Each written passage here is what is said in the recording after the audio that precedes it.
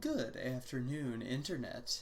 Again, we return with you behind the curve, back on that high horse, riding steadily into the gathering night in Poul Anderson's The Broken Sword. This week's topic. So, first of all, let's start with Matt. How are you doing? Good. Good greetings to all elf Thane and men Thane alike. The troll Thane, you know. Goblin Thane. We missed the goblins. We always miss the goblins. Poul, my apologies, almost forgot the goblins. So the Broken Sword. So what do we think about the Broken Sword? It doesn't have much to do with the swords, actually. No, it's like the guy shows up and just a sword, literally throws it on the ground and rides away. So maybe we should I feel like this is not like the most well-known book. Oh no. So how would you summarize it for somebody who's coming to this with no knowledge of the book? It's like it's like American Gods meets The Lord of the Rings in less than 300 pages. Yeah, I could go with that. I could go with that. It's the thing that it reminded me most of, I think, was The Edis? The Edis, however it's pronounced. Not sure what you mean. Are you talking about the Greek epic?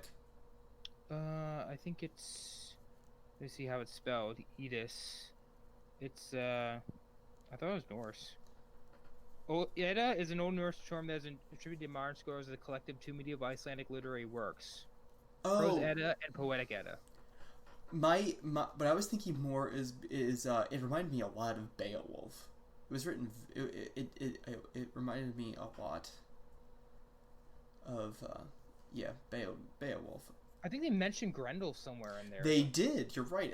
It's when what's his name? The changeling son. His name is escaping me.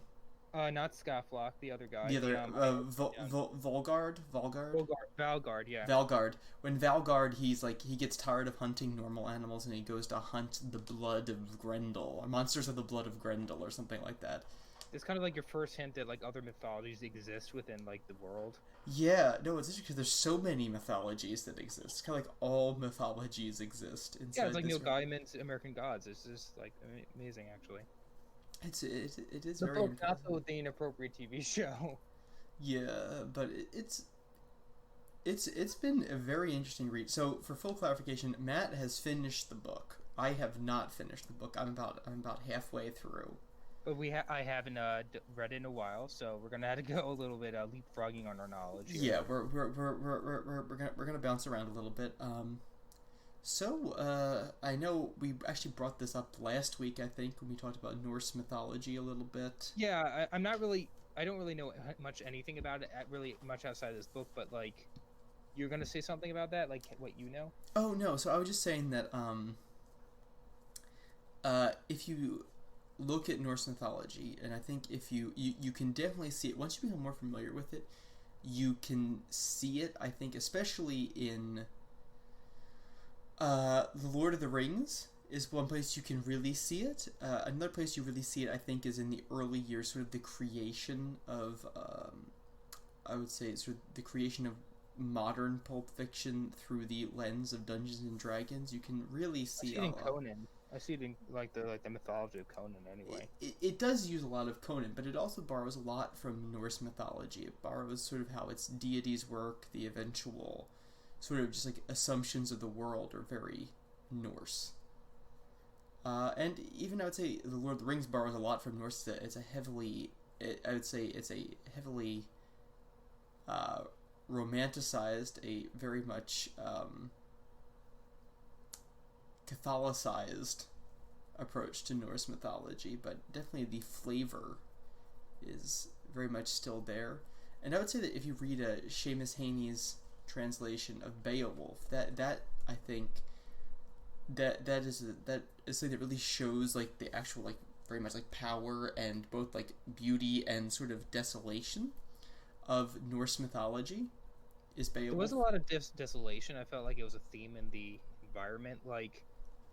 one of my favorite parts was just like how Anderson writes about how like in later in the book, um like he goes, I don't know if it's supposed to be Greenland or like another world, but like Scafla goes with like another person. I think it was actually someone from Irish mythology to like meet like a frost giant or something to like reforge the broken sword. It's just like amazing how it's like detailing somewhere like Pluto, and even before that, like Finn Mark in the early part of the book is just like when he's fighting the trolls. It's just like it's kind of boring and desolate, but just done so well. Yeah, and that desolation is a big part because if you remember, Norse mythology is inherently very gloomy. I It mean, is, yeah. Norse mythology. The promise of Norse mythology is, in the end, death wins.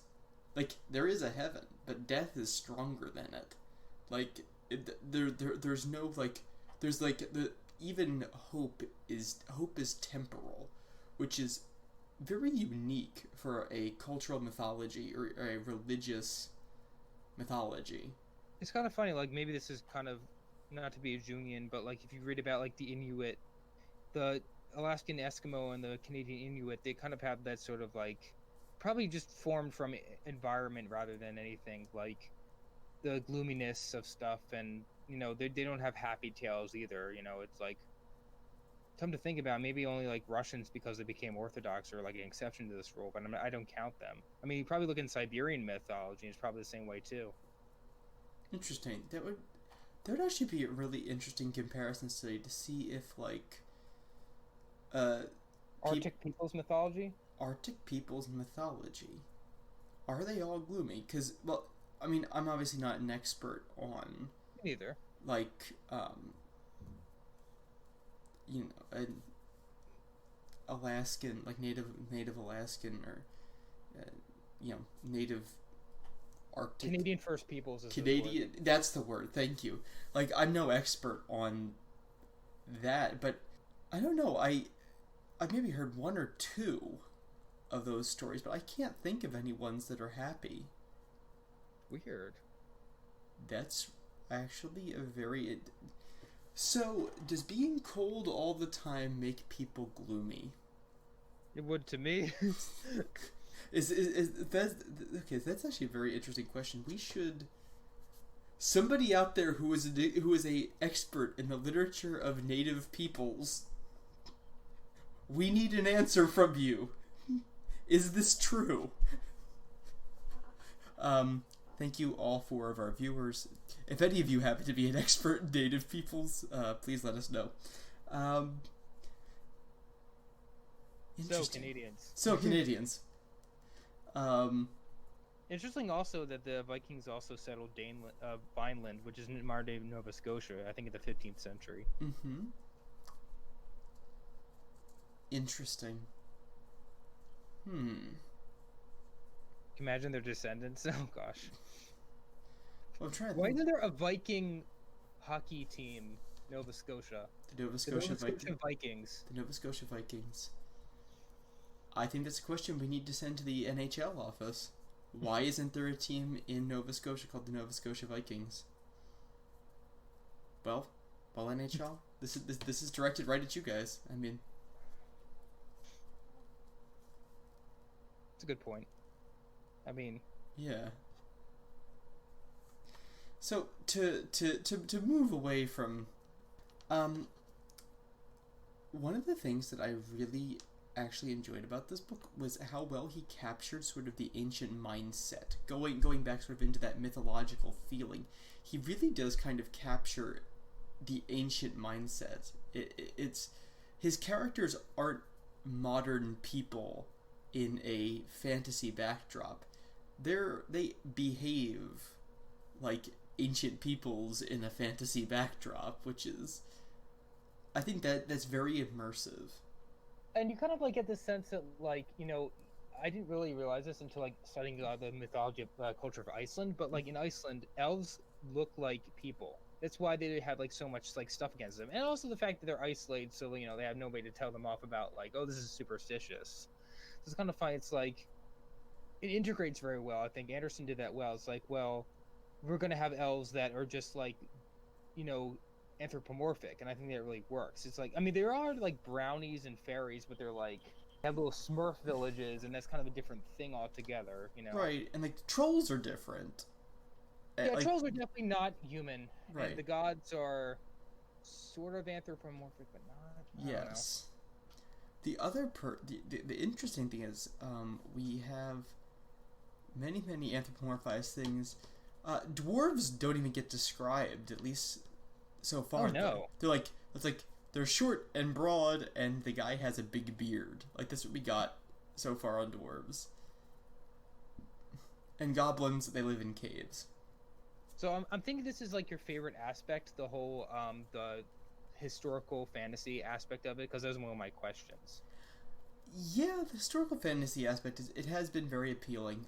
It's nice because like they're talking about things that are real, that you know about, like the Dane Gold and the Dane Law, and talking about like how things work and the Viking settlement of the British Isles, and how that came to pass, and things that Orm could be a very real person, which I think is like one of the best parts of the whole story is how well it fits into the historical period that it chose.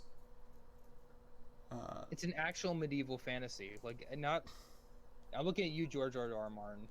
It's not medieval analog. It's medieval, which is, you're right. Like, Game of Thrones is not very medieval. No, it's not. It's not. It fails to be a good historical novel nor a good fantasy novel. It fails in both. It's a nothing novel. I'm inclined to agree with you. As I listened to I listened to an unabridged audiobook of the first novel. I think you deserve a medal there. Thank you. I made it to disc 14 out of 20, I think. It was 20 discs. I kid you not when I tell you it was 20 discs. I think I made it to, and at that point I was so obscenely bored. I mean, basically, I think each disc was like 2 hours or so. It was probably about an hour. Every disc was probably an hour and about an hour and a half. So that's almost a day of reading a novel aloud, straight. I do give credit to the narrator. The narrator was very good, but the book, it wasn't a very good book. It just really wasn't. I mean, I understand why people like it. I understand why people like it as a TV show, but it is one of those many things that has a veneer of depth, but no real depth beneath it. It's very obsessed with hierarchy, I think, because like, I mean, like, let's look at this from like a historical worldview. Like, it came out in 1996, so it's like early postmodernism, and it's like very obsessed with power, and it really is all really the book's about for the most part, and like how just like things work into that. It is very Machiavellian. Machiavellian, yes. That's what I'm looking for. Right. It strikes me more as like, I don't know. It's like there's a world that's built, but the world doesn't necessarily, like, I don't know. It was one of those things that like it never felt like super real to me. I think it also shows its age because like it's obsessed about hierarchy and power, whereas Broken Sword, like, could you really tell it was made in 1954? Honestly, I can't, because like Lord of the Rings, like at the very least, like you have the accusation that Tolkien wrote the ring as a allegory for nuclear power, and even if he didn't, Broken Sword is something about like, you also feel that Tolkien's very British. I didn't feel, even though Anderson lived in Denmark and was apparently Anderson, descended of Nordic peoples, it has this very pan-European, un-American tone to it, written by an American guy. That's another thing I like about it. That's true. It does. You're right. It doesn't feel like it's written by an American. Oddly enough, I feel like it feels older because of the complexity of the like writing 19th style. Century or yeah, I would say a 19th century. Like, I would say, I have not encountered sentence structure like this since I read Frankenstein. Like there are like that is one thing that I both like about it and that I also dislike about it. The one thing that I dislike about it is, golly, it gets repetitive sometimes in description. Like if I have to hear the phrase wolf-like attached to Volgar one more time, not Volgar, what's his name, Valgard.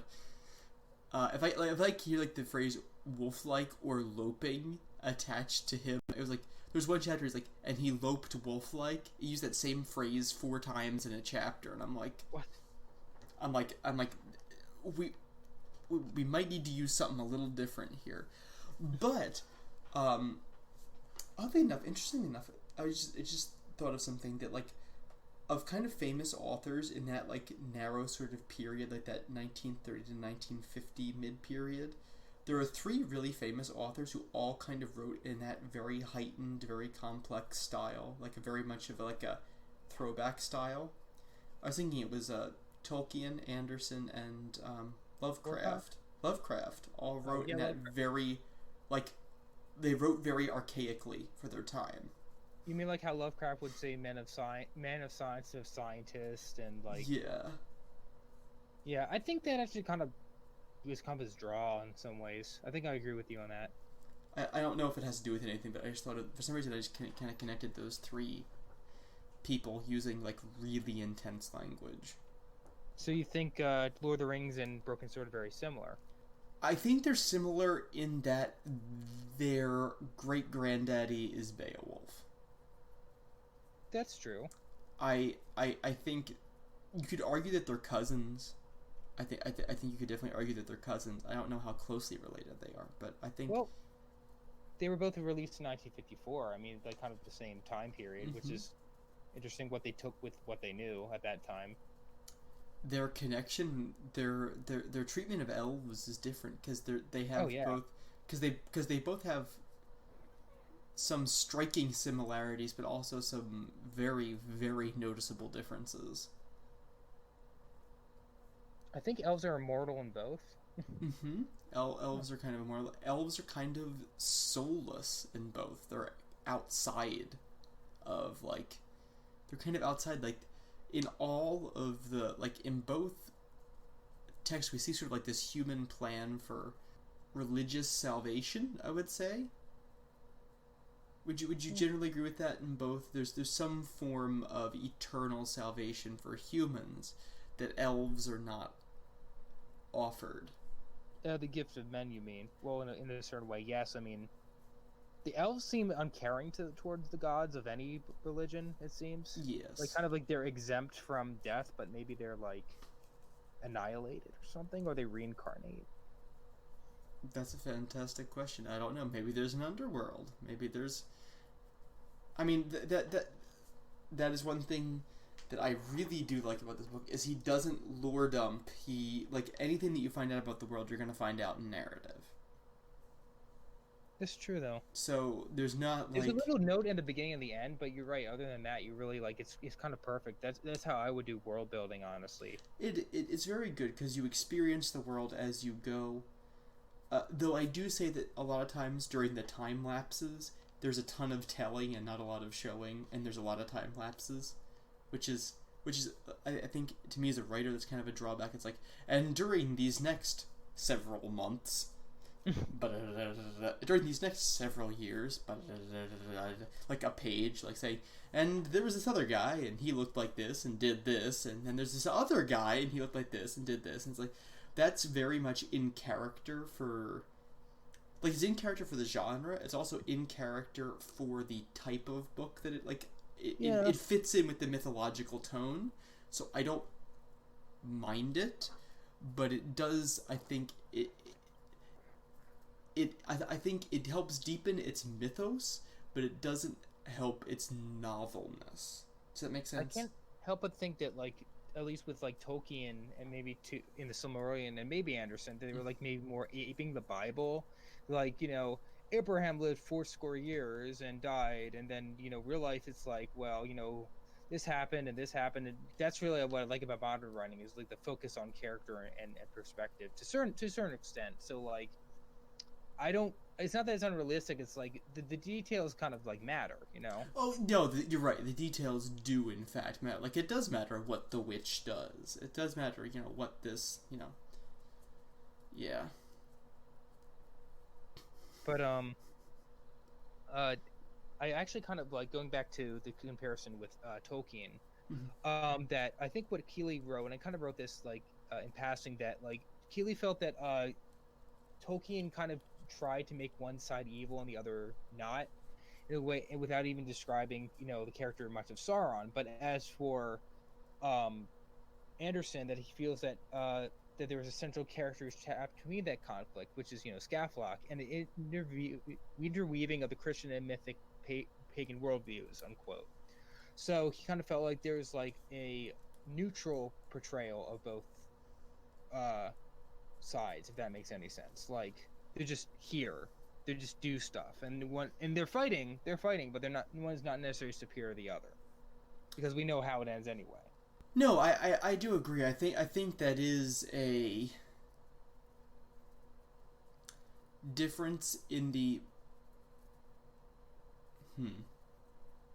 Also, you kind of have the sense that Anderson is kind of just following the flow of history, because like in the book, like the god of the Bible exists alongside of like Odin, and because like you have the faun of the beginning that kind of like dies in front of either Scaflock or it's Jordan. It's Scaflock.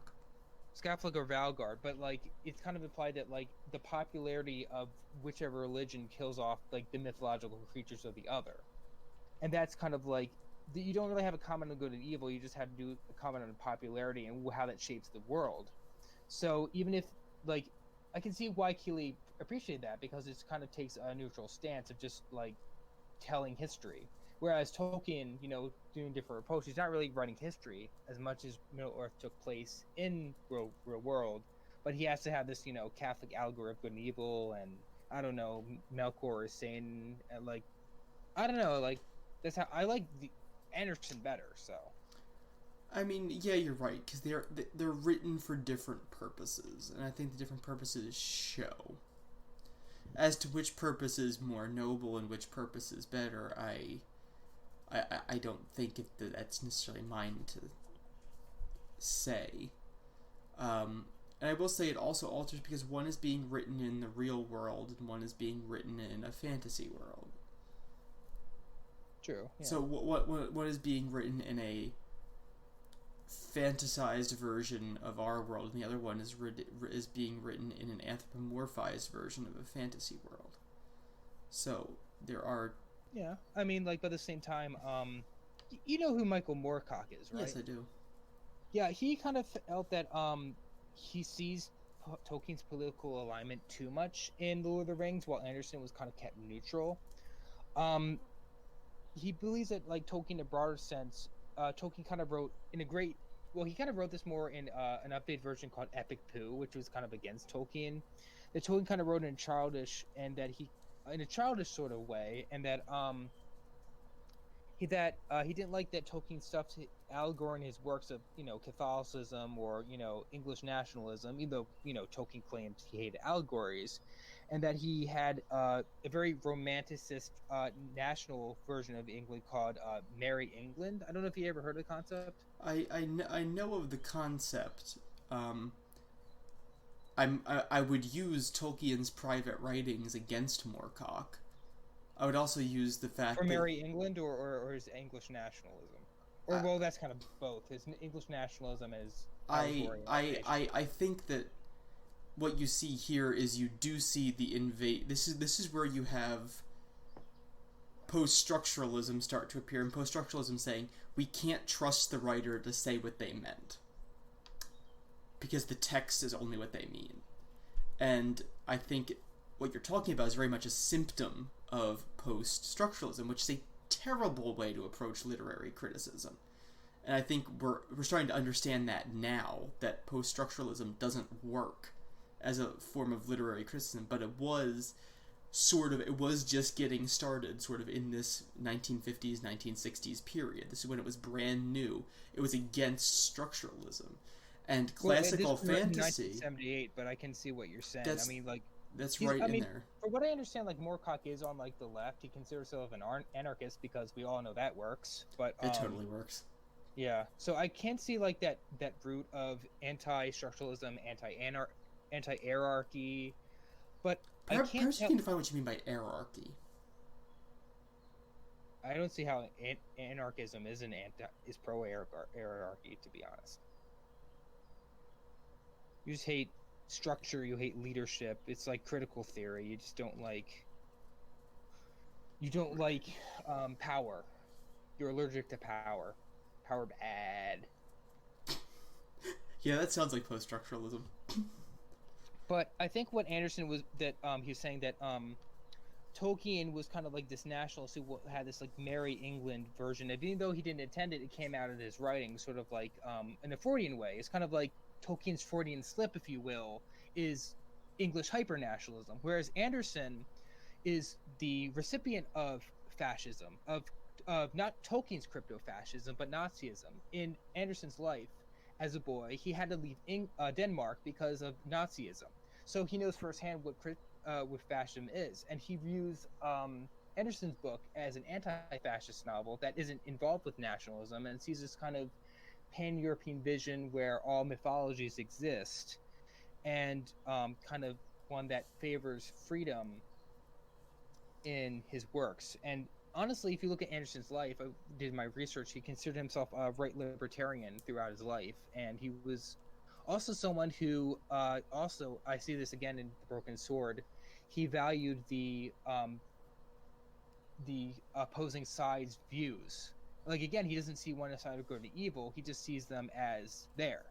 And I think also this works as why he chose to have a historical novel rather than a fantasy novel in a fictional world that's away from all this baggage before Christianity, before European Empire, before all of that.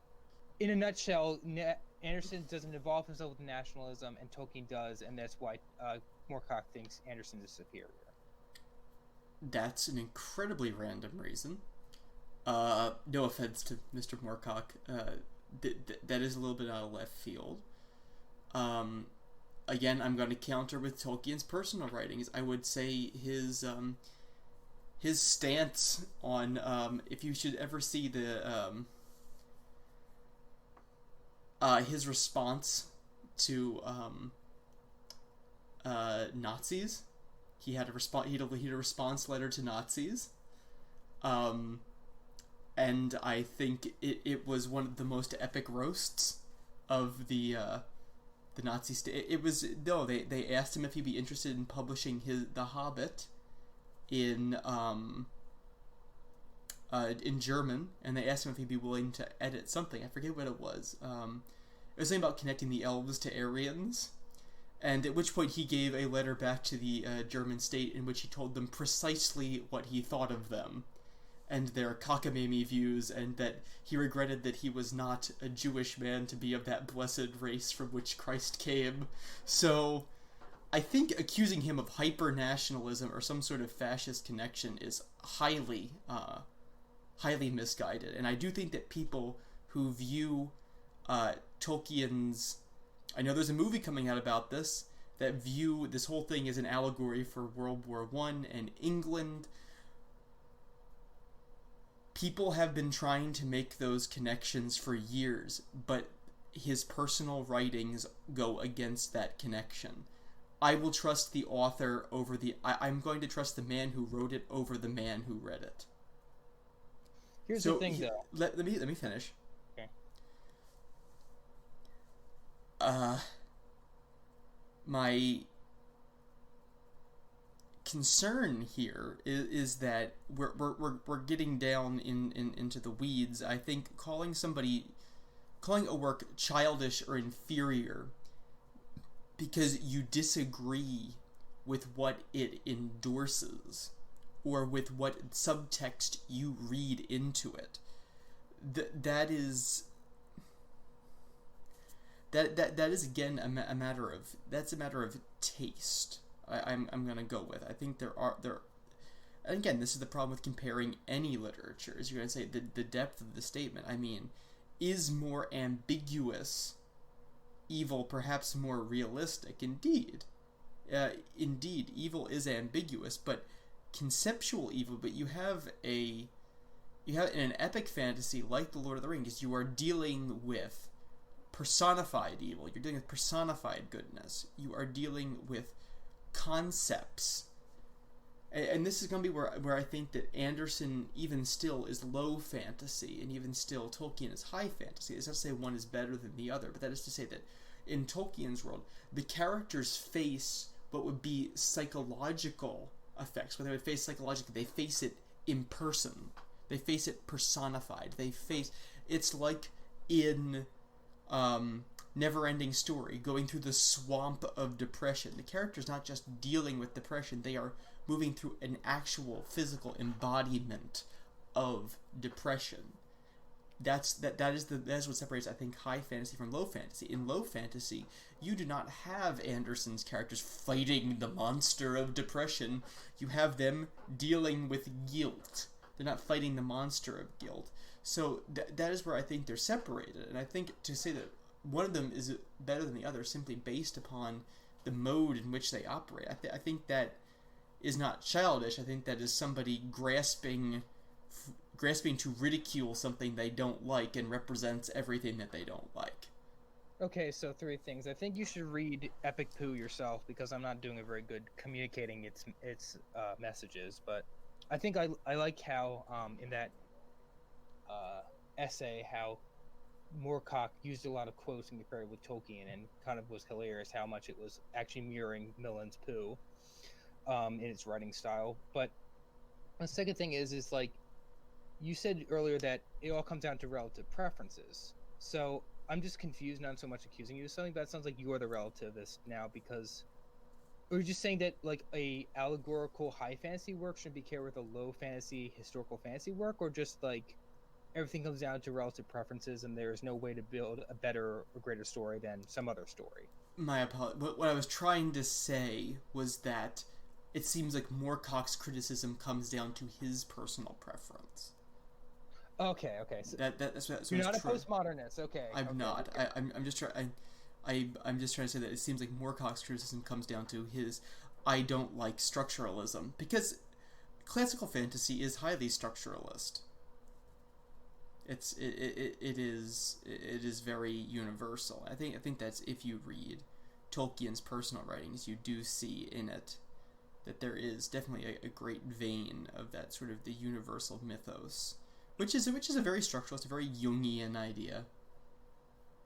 We talked about Jung a lot. I will say this and move on. I think his point was that one not be a fascist to incite fascism or right-wing violence, because a lot of the things that, I'm not saying this is the fault of the authors, but Hitler took a lot of the stuff from literature, and I don't mean this personally, but like including Luther's treaty against the Jews to fuel Nazihood. And I think that Moorcock is an Englishman, and he didn't want, I think the idea was he doesn't want people to take Tolkien, and even if it is a misread of Tolkien, which sounds like it is from what you're saying, and use it for fascism, that he might as well be a crypto-fascist in a way, and that and yeah, I think it is in Moorcock's allergy towards any form of hierarchy or structure as an anarchist, but I think he kind of has a point that I think Tolkien's nationalism that does bleed through his works and is a bit sickly sweet, and I'll just leave it at that. And it has much, but I just recommend you read the full essay itself. It's only about 13 pages anyway. Sure. But moving on, to talk about Moorcock again, but to stray away from what he said about in another essay called Tolkien Times 2, Moorcock thought that Anderson wrote better and more realistic women that were more interesting, were just as interesting as his men, whereas Tolkien didn't. I'm not sure I agree with that. I would disagree with that, actually. Well, what do you think? Well,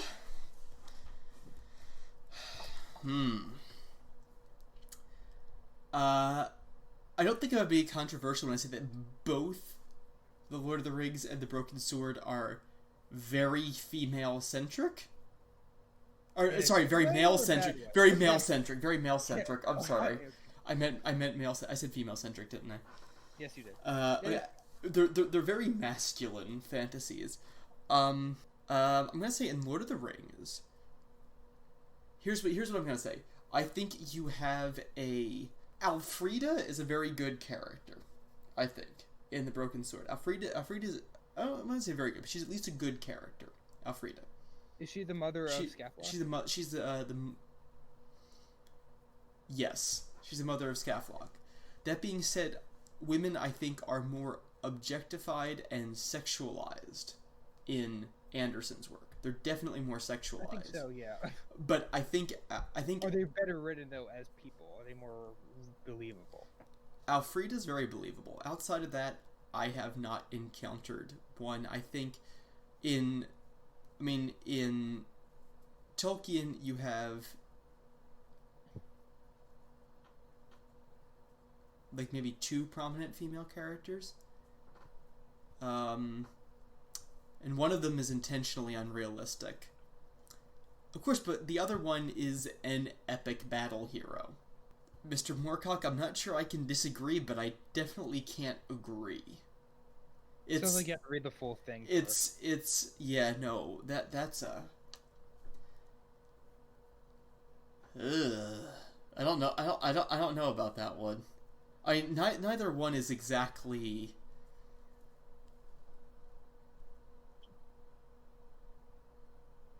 I think I'm gonna have to disagree because... Know why I think I'm gonna have to disagree with that? I think I'm gonna have to disagree because the connection between I think I'm just gonna have to go with the objective sexualization, which is kind of like throughout. It's like there's like and like which is here's the thing, that's also accurate to the time period though. It's like saying you're going to get women as your bounty, which is very foreign to us now, but back then it doesn't make it right, but that's just how things were back in the time of the Vikings, which is when this is set. Then again, the witch does have great power, but it is straight up evil power, and that's seduction and evil put together. There's no real seductress. And is the seductress really a negative stereotype? Certain people think so. Some people think it's a stereotype of great positivity towards women. I don't know why. Well, I don't think the thing was that he wrote good women, that he wrote interesting women. Well, as equal interest as men, even though may not have as much screen time, quote unquote. Because if screen time was a factor, then Sauron wouldn't even be, true, a good character in Lord of the Rings, because he's based... I don't think he says a single line in the books, does he? I think he talks a little bit in the Silmarillion, but that's about it. He is more prominent in the mythos. But see, Éowyn is just... I think Éowyn is just as interesting as the boys that are around her. I don't know. That's an interesting discussion. That's something that I feel like you need to open up again after we've read the whole thing, dissected it. We should get some of our female fantasy friends to give their opinions. But they haven't. Have they read these books or no? I know they've read the Lord of the Rings. Sounds like we have some Moorcock essays to read. We have some essays to read. Come on, Matt. I just finished school. It's not fair to read essays. Okay, you got a point there. Put it on your bucket list. I'll put it on the bucket list. Very interesting, though. So I wrote in my notes that I like how fate and free will was explored in the two brothers, because like you kind of have I don't think they were twins, but like it's interesting how they're raised.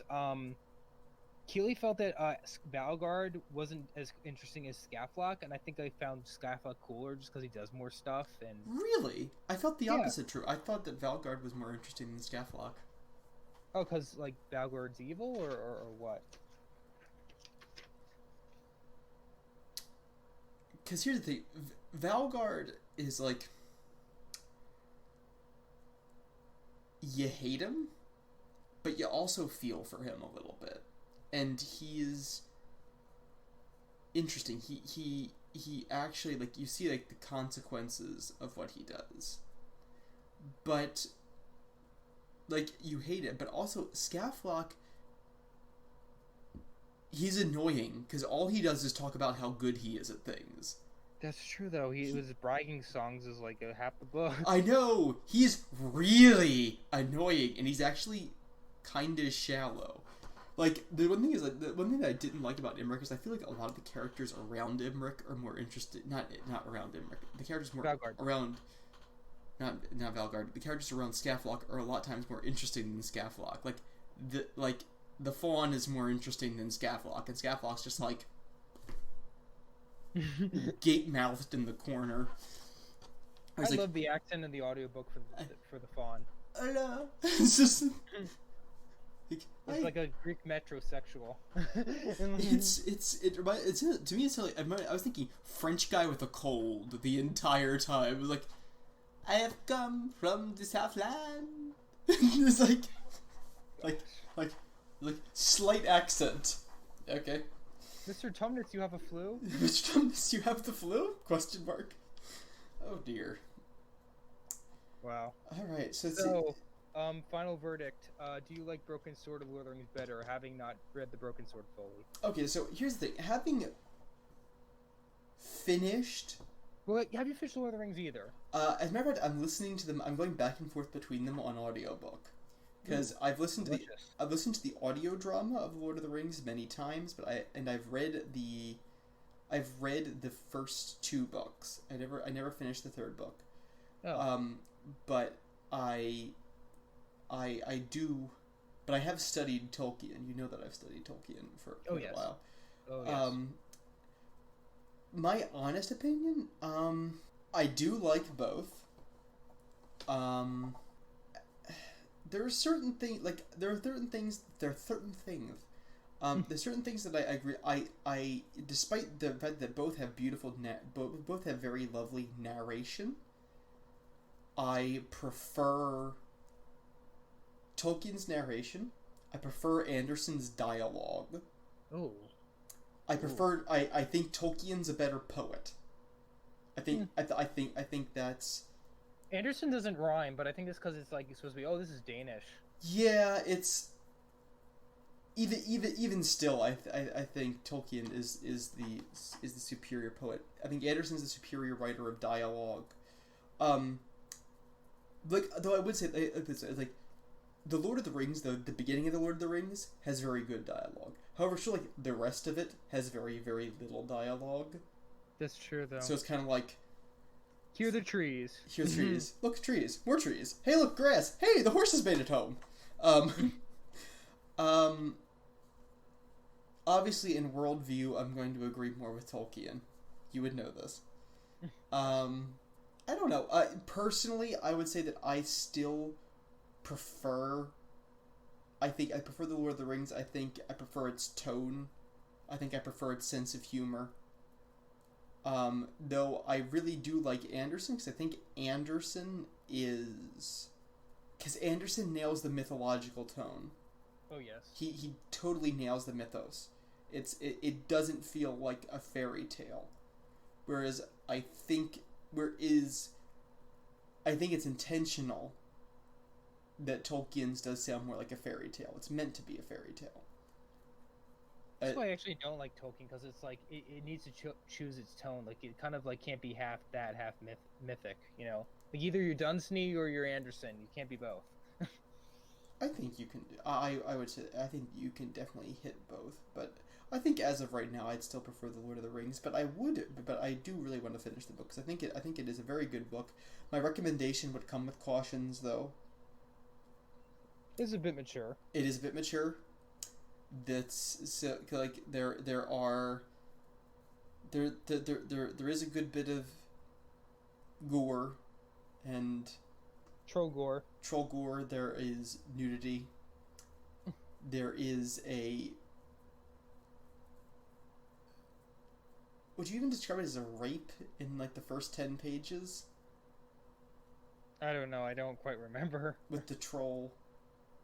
Oh, that. I don't know what. I don't know what to call that. It was it's uncomfortable. It's an uncomfortable interaction of some aspect of reproduction. Should we call it that? Let's call it that. There's that, and there's a whole lot of like there's weirdness. Also, the devil shows up for a couple pages, like the actual devil shows up for a couple pages. Oh, I forgot about that. Yeah.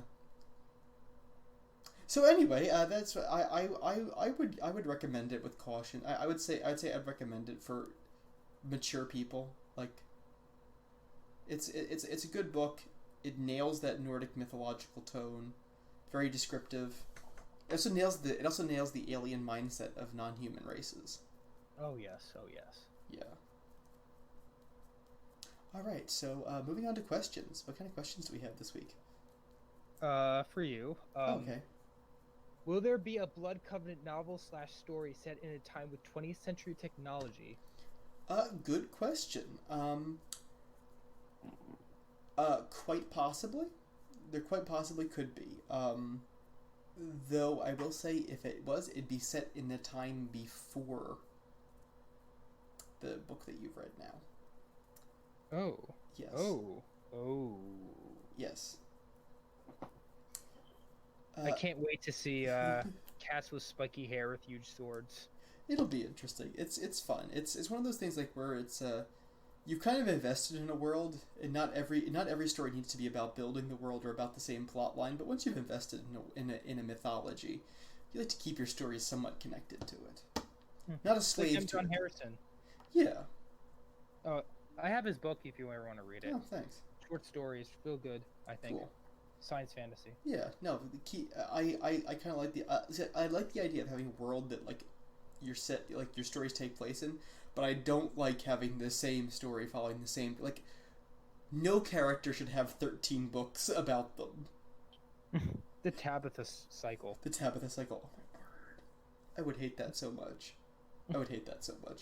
Yeah, I would too, honestly. I'd never read that. Yeah. Okay, so here's something. So we just talked about my creative thing that I finished. So you just finished your creative thing too. So yes. To you, what's the hardest part about writing a screenplay? It seems like dialogue, and just like how like the realism and how fast happens, like my pacing seems to be off. Pacing. It's like how long would you necessarily talk about X, and like do people necessarily turn to Y after this is done and stuff like that? Like how I think it's dialogue plus pacing. Well, yeah, pacing plus dialogue is like how do they fit together? Nice. And actually, if I can ask my second question directly connected to that, so my second question is, what do you think makes great dialogue? So following right on that heels of that. I think there's only two types of schools ultimately, and I'm picking these because they're the best example. We're called the Shakespeare School and the Carruth School. So Carruth is like trying to imitate how we talk now. Trying to fit in realism and how to describe how characters do. And I think that has also to do with editing in the sense of like what do you pick up on? Like what bits of dialogue do you pick up on? Like you actually end up using in how someone actually talk? Like in Carruth's stories, like in Primer or Upstream Color or an Atopiary, you have a lot of jumping around just to get one thought together of what the characters think about this or that.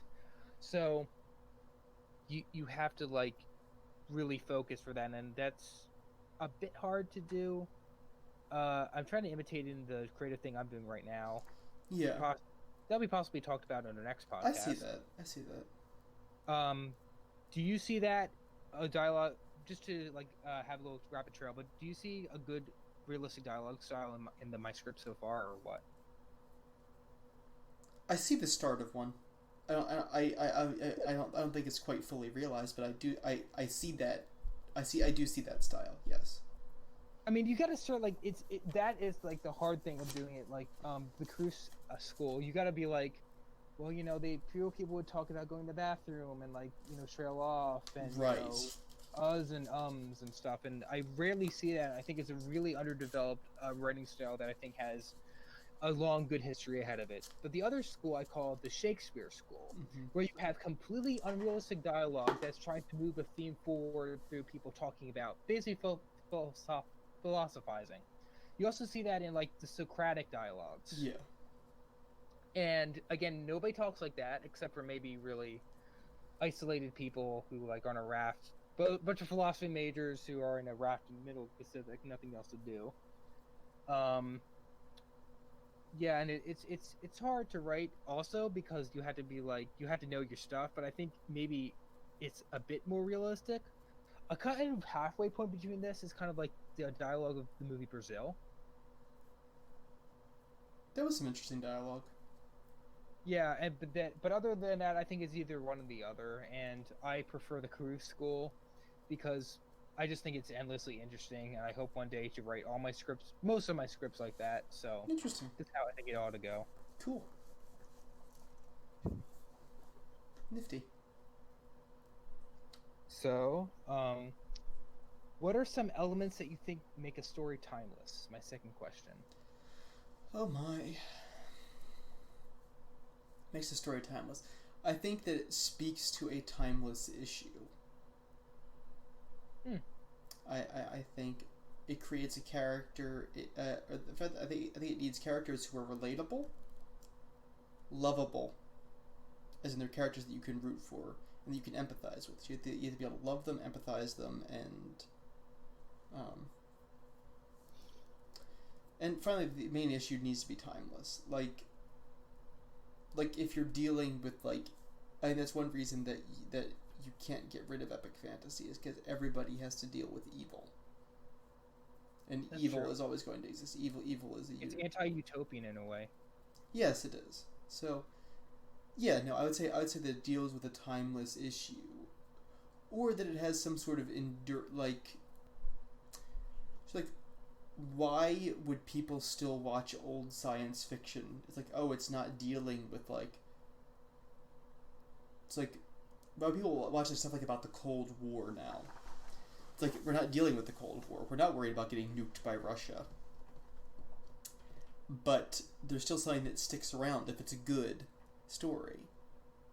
It's like, you're still dealing with, there is a sense of unknown evil of international dating. It may not be that direct anymore, but if it captures something that's more universal, then it could endure and be timeless. Maybe also other modern things that kind of have the seed of that, modern day Russian Federation or Antifa. Yeah. All right. Well, I think that was another episode of Behind the Curve, where we are still arguing about dead white guys. And probably will be for the rest of our lives. Have a wonderful evening, Internet. It's still afternoon. What am I saying? Alright, we will see you again shortly. Alright, and toodaloo.